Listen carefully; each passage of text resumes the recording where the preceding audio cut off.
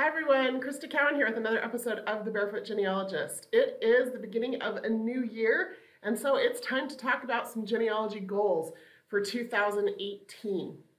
We're going to start off by a quick review of some of the growth here at Ancestry and what's available to you over the past year. And then I'm going to walk through my own goals. I'm going to get really personal here with you for a little bit. I'm going to review the goals that I set at the beginning of 2017 and give you a report or an accountability report about how I did. And then I'm going to share with you my goals for 2018. Now, I do this a little bit because it holds me accountable, but also because I hope that it will spur in you some ideas about goals that you can set for the new year. The purpose of this is not to make anybody feel overwhelmed or like there's so much. The purpose, like I said, is just to give you some ideas. And if you can do one thing or 10 things or 5 things, it's totally just up to you. But whatever goals you decide to set in genealogy for 2018, I hope you'll let me know about them in the comments here on the YouTube video. I would love to hear about what it is that you're working on, and then maybe we can check back in again every few months and see how we're doing. So let's go ahead and dive in. We're going to start by just a quick Ancestry year in review for the year of 2017. So Ancestry added 1 billion historical records to our website over the course of the last year. If you remember last year's year in review, we were at 19 billion records. We are now at 20 billion records. We still have records for 80 different countries, and we increased the number of family trees on our site from 80 million family trees to 90 million family trees now available on Ancestry. We also increased the number of connections that people are making from 8 billion to 10 billion. So a lot of really great things happening in the way of content, records, trees, other members and users of Ancestry who might have connections to your ancestors. Lots of resources available for you, and I hope that you are taking full advantage of those things. Now, in the kind of technological side of the house, last year at this time we had 2.5 million people who had DNA tested with Ancestry. This year we crossed the 6 million mark, which means that is just an exponentially larger number of connections to be made solely through DNA. I know I've made a ton of connections this year, and we'll talk about that a little bit later in the program. There's also, just as an FYI, 75 million searches performed on the Ancestry website every single day, and there have been 16 million downloads of Ancestry apps. We also won a Webby Award in 2017 and lots of other recognition that Ancestry received for some really great things going on. I just share this with you so that you understand kind of the growth of the company over the last year, but also the opportunity available for you, like I said, in making those connections. It's certainly exciting to me. Okay, let's dive into actual goals and goal setting around family history and genealogy. I've broken my own personal genealogy goals into these 4 categories. The first one is discoveries. Last year I called it research. Research sounds so stuffy. It is what we do, but the concept of discoveries is actually a lot more inspiring to me, so I just changed the title of that particular category of goals. The second category is education. The third is service. And then the fourth one I also changed the name of. Last year I called it housekeeping. This year I'm calling it routines, because I think for me anyway, it's more important that I set up some routines about things that I regularly do in my family history than worry about giant housekeeping projects on a periodic basis. So let's go ahead and dive into my review. And like I said, I'm sharing my own personal goals and accomplishments with you so that hopefully you will have some ideas about some things that you can do. If you have other ideas, I would love to hear about them. So in 2017, I set a goal to review all of the research that I had about one of my brick walls. My brick wall in particular is my John O'Brien ancestry. You may have heard me talk about him in the past. I've collected a lot of records about him from his Civil War service until his death and know nothing about him prior to the Civil War. Actually, that's not true. I do know quite a bit about him, but all the information conflicts. Conflicting birth dates, conflicting birthplaces, lots of inconsistent information. So this year, I actually hired a genealogy coach, which is just another professional genealogist who specializes in a particular area or set of records that I don't know about. It's also super useful for me, even as a professional genealogist, to get another set of eyes on my research problem. So this year I hired a genealogy coach to help me review my brick wall. We went through all of the records I had collected. We created a list of new avenues for me to research, new record sets, new places in the various states and locations that I need to go to actually obtain some original records or to search through sets of records to look for O'Brien families in particular counties. And then we crafted a research plan out of that. And then with that person, with that coach, I also walked through all of the DNA evidence that I've been collecting. So I've tested my mom and her sister and several of her first cousins on that side of the family have tested. And what we're looking for is their grandmother's father's family. And so I've been able to sort through some of the DNA matches and create a list of people that I think are connected on that O'Brien line. Most of them do not have their trees built back far enough or down far enough to connect with John. But by going through and appraising that DNA evidence, I've been able to craft a DNA research plan as well to dovetail with my genealogical research plan that I hope is going to help me solve that particular brick wall. So that was a lot of words to say that I completed that goal to my satisfaction this past year. I also set a goal last year to once a month sit down and review all of the new databases that came out on Ancestry during that month, and then create a personalized list of which databases I needed in order to further fill out my family story, whether it was making new discoveries or additional evidence to existing information that I already had. So I was really good about going through every new database every month and creating the list. Wasn't quite as good at actually then going back to that list of databases and doing the research. So that's a little something that I can work on this year. So for this year, here are the goals that I've set for myself for the new discoveries that I want to make. The first one is to use that DNA evidence in that research plan that I created this last year to find the parents of John O'Brien. This is the year. And then I want to write up a genealogical proof about his parentage and publish that information to the rest of the family. This has been a brick wall for a really long time. There are a lot of people in my extended family who are very interested in this information. And so I'm excited to be able to solve this and publish that information to the family. The second thing that I'm going to do is I'm going to review the evidence regarding the parentage of John Woodruff. So John Woodruff is another one of my ancestors who has been a brick wall for way too many years. There are a lot of family trees on Ancestry that list a set of parents for him. A lot of them list the same set of parents, some list other people. And so I just want to collect all that evidence, whether it's from other people's trees or from records that I already have in my possession, and review it and see if I can't come to my own genealogical conclusion about who his parents are so that I can add them to my tree and keep making new discoveries. And then, of course, I will publish that to my family as well.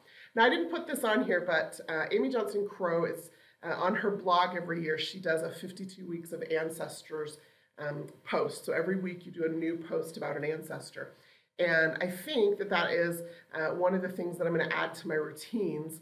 And I'm hoping that these two men in particular and their parents are going to end up as a blog post throughout the year. So once I get that up and going, I will be sure to let you know so you can follow along if you're interested. Okay, so for 2017, the education goals that I set were around conferences and around some additional learning opportunities, independent learning opportunities. So the first goal that I set was just to attend a genealogical conference. Now, those of you that know me may know that that's ridiculous because I attend all the genealogy conferences, but I do that in my capacity as the corporate genealogist for Ancestry. I don't get to go and just attend a conference. And so I set a goal to do that last year. Unfortunately, I was not able to just go to a genealogy conference last year as an attendee. I attended multiple conferences throughout the year, but I did make it a point to attend at least one class for every conference that I went to, where I got to just sit and learn from some of the best in all different areas of family history research. DNA, the Deep South. I got to attend a class about Scottish research. I attended classes about genealogy methodology. So I made it a point every conference I went to attend at least one class per conference. And I think that that was super useful for my own education, to just elevate my thinking, to dive deeper into specific areas of research that I'm not as familiar with. For you, I would encourage you to look into genealogy conferences. I talk about them at the first of every month in our What's New episode, and hopefully you'll find something or some local conference of value to you as well. Now, my second goal around education in 2017 was about listening to podcasts and webinars, and I just didn't get to that this year at all. I did, however, still have some independent learning that I engaged in. One of those was that I bought 2 genealogy methodology books this past year, and I didn't just read them, I studied them, like marker in hand and notes in the margins, and talking to some of my colleagues about it, and practicing some of the things that I was learning in those books. And I really feel like that has helped me tremendously this year to become a better genealogist, a better researcher, to help see patterns and make connections, to help understand records better. And then I also created a little list of some books of historical import, and I read 4 of them this year about times and places where my ancestors lived, so that I had some greater context about their lives, some understanding of what was going on politically and socially in the environments in which they were raising families and living their lives and making major life choices. And that just really enriched my view of my own family history. So those are the goals that I had in 2017 and how I performed on those goals. Here are the goals that I have set for 2018. The first one is I will be creating 6 new presentations for conferences and events this year. I'm speaking at Roots Tech. I'm speaking at the Southern California Genealogical Jamboree. I am submitting papers to speak at the International Association of Jewish Genealogical Societies. At FGS and NGS, I'll be doing booth demos at both of those events for Ancestry. And so it's just time to change things up a little bit. And so I will be creating 6 new presentations. Now that might not be a goal that you want to set, or maybe it is. Creating presentations to give at your local genealogical society if you're brand new to speaking is a really great way to dive into those speaking waters. But for me, one of the things that I have learned is, even if I never give a presentation, just the process of preparing that presentation, I learn so much more than I might have otherwise. So if I approach a topic with the idea that I'm going to have to teach this topic, it's a really great learning opportunity for me. So that is my first educational goal for 2018. Again, I actually stated it in the way that it happened this last year, but I want to continue it this year. Each time I attend a major conference, I want to attend at least one class while I am there. And then I also set an additional goal this year to listen to 12 webinars throughout the year. Ideally, that would be one a month, where I listen to a BCG or APG webinar. For those of you who aren't familiar, BCG is the Board for Certification of Genealogists, and APG is the Association of Professional Genealogists. And my colleagues in these 2 organizations are some of the most brilliant minds when it comes to family history research. Again, time and place specialists and experts, as well as genealogy and genetic genealogy methodology experts. And there's always so much that I learn just in casual conversations with them over Facebook or sitting around a dinner table at a genealogy conference. So to be able to sit down and listen to them for an hour or hour and a half sponsored webinar online is really, really useful for me to continue my own education. Always be learning. That's my motto for a lot of things in life, but especially for genealogy and family history research. Okay, next up, I set a few service goals last year. My goal was to index 100 records a week. And the idea was that every week I could just go into the Ancestry World Archives Project or one of the other genealogical societies or organizations who offer community indexing programs where people who index those records, then those records are made available for free on whatever site. So Ancestry's Archives, World Archives Project, any record indexed through the World Archives Project is made available on Ancestry to search for free. And I wanted to just give back to the genealogical community in that way. Now, I did not manage to index 100 records every single week. I did manage to index 3,200 plus records throughout the year, so I think I did okay, and I'm glad that I participated in that and made a concerted effort to do that. I also set a goal to provide some some volunteer service to a local genealogical society, and I did that with a couple of different opportunities that I had, provided over 20 hours of genealogical or a volunteer service to a genealogical society. So this year, I actually am kind of shifting my service focus. One of the things that happens a lot because of my position here at Ancestry, because of my involvement with some of the TV shows, is that I get a ton of requests for people who need help. And I wish I had time to just help all the people. I would love to be able to do that, but I do have to make a living, and so I have to have a job, and that doesn't leave a ton of time when you talk about then my, family responsibilities and my ecclesiastical responsibilities and my, all the other things going on in my life. My life's no different than your life. We're all busy, right? But I wanted to set a goal very specifically around what kind of pro bono service that I could offer. And so one of the goals that I've set for this coming year is to go through all of the email requests that I get every month and pick one case of an adoptee or someone who is looking for immediate biological family members, and solve one of those cases per month. And then the other thing that I get a lot of requests for is speaking. I wish I could go and give presentations to everybody that wanted me to. Ancestry, I'm in a good position that Ancestry pays for me to do a lot of that. But some of the smaller genealogical societies don't get enough attendees that Ancestry will cover my costs, and so we have to tell them no.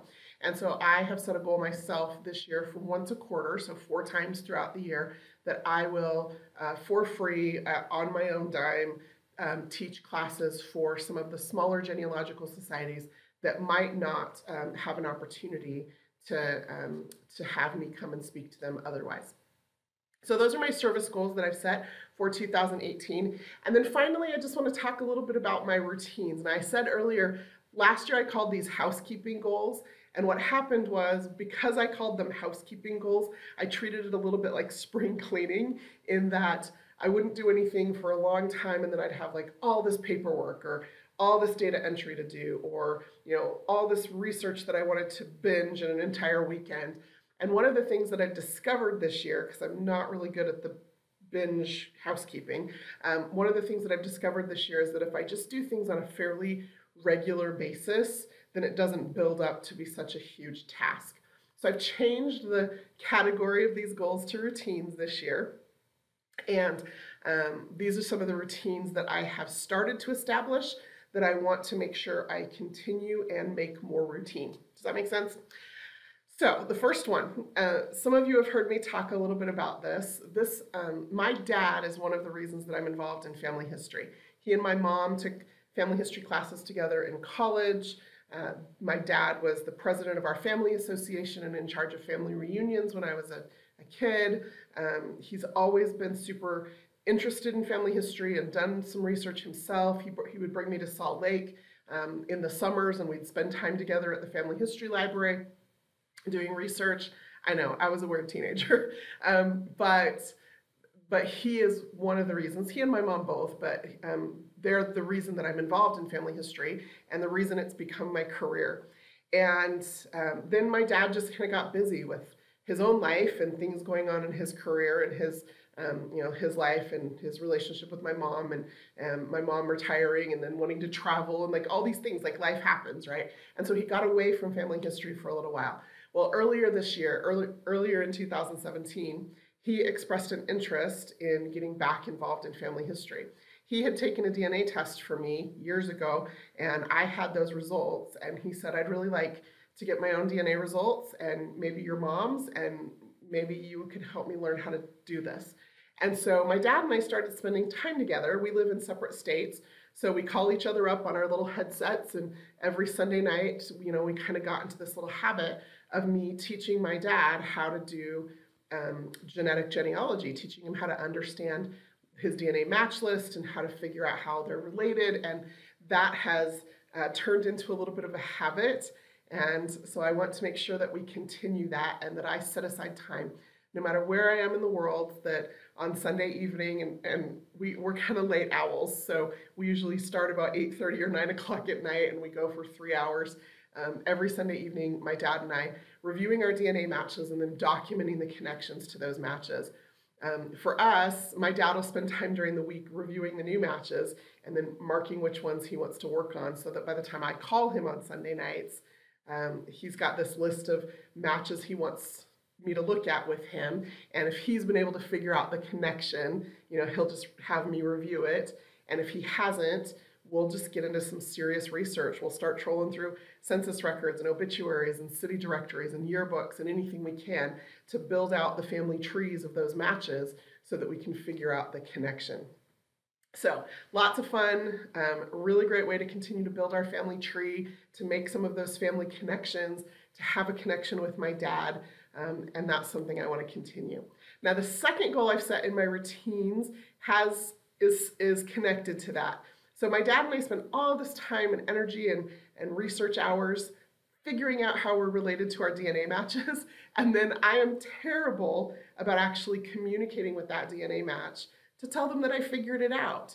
And so that is the goal that I'm setting, is that every time my dad and I figure out how we are related to one of our DNA matches, I will be sending that DNA match a message explaining to them that I figured it out, that this is how we're related, that this is our common third great grandfather, and outlining the information and pointing them to my tree so that they can see how they fit in. I have done that on a few occasions in the past, and I have found that when I've done the work and provided them with that information, almost always it sparks some kind of interest in them that leads them into getting more involved in their family history, or starting their own tree, or doing something that then hopefully blesses the whole rest of the genealogy community, or at least the people that are also connected to them. So for myself, that's the goal that I have set around DNA. The other routine that I just want to make sure that I'm good about is backing up my family history digital files once a month. So I keep my family tree in Family Tree Maker, and we're going to talk more about Family Tree Maker in an episode coming up in the next few weeks. And then I also sync it with my online tree at Ancestry. That way I can work in both places. I can work online or I can work offline, and my tree stays in sync, and I've got all the photos and research and documents and everything that I've been collecting and discovering documented in that tree and shared. Like, I share my tree with my dad and my mom and one of my brothers who's interested. So I've been really good about that. What I haven't been so good about is taking that file, that Family Tree Maker file, and making sure I systematically back it up to the cloud on a fairly regular basis, or to an offline hard drive. So I've set it up in my calendar, actually, to remind me every month that I need to do that. The other set of family history digital files that I want to make sure I back up every month is my photos. I take a ton of photos on my phone with my actual camera. Do people still use actual cameras? With my camera, I copy all of those onto my hard drive. I just need to make sure I'm backing those up as well, so that I don't lose the living family history that I'm creating right now with my parents and my brothers and sisters and my niece and nephews. And then the final goal that I've set for the year is to respond to my Ancestry messages. So you have that little tiny envelope in the top right-hand corner of your Ancestry when you've logged into Ancestry, And that is other members reaching out to you, whether they found something in your tree, or your tree is private and they're trying to get a hold of you, or they're a DNA match, or, I mean, there's lots of reasons why Ancestry members communicate with each other. And I get quite a few messages through that portal, and I almost always read them, but then I think, oh, that's going to take me some time to give them an answer. And so rather than composing an answer right now, I just put it off. And so I am now blocking out time every other Friday in my calendar for an hour or two to sit down and actually respond to messages. And I might not get through them all. I might even maybe only get through one in that time period, depending on how complex the question is. But I want to make sure that I'm responding. I want to make sure I'm not the bottleneck or the block in somebody else's research or opportunity to discover new things about themselves. I also want to make sure that I am keeping things in my tree clean and correct. I just got a message this week from someone who had found an error in my tree. It was a stupid error. I had put in Norfolk, Massachusetts instead of Norfolk, England as the birthplace of somebody, and it was in the 1500s, so it was really embarrassing that I had made that mistake. But I appreciate getting those messages, because then I was able to go in, just review my evidence and say, yep, I just actually made a typo, fix it, sent her a quick message and told her thank you. So sometimes it's as easy as that. Sometimes it's a little bit more complicated, but I want to make sure that I am responding to those messages. Well, that is all I have prepared for you today. Hopefully that was useful. Hopefully it sparked some ideas in you about some genealogy goals you can set. I want to hear what your goals are. I want to hear what you're working on. I want to hear if you've set specific goals for the year, or even just for the month or for the next 3 months. We're very specifically not calling them New Year's resolutions, because that's not what they are. They're goals. They're very specific things that you want to accomplish. And I would love to have you comment here in the YouTube comments and share your goals with me and with the rest of us, and we can all hold each other accountable. And I hope you'll hold me accountable too. And when you see me at conferences, or if you have a conversation with me in comments here on YouTube or on Facebook, I would love to have you ask me how I'm doing and hold me accountable for my own goals as well. I think when we do that for each other, it helps us keep moving forward. So until next time, this is Crista Cowan. Have fun climbing your family tree.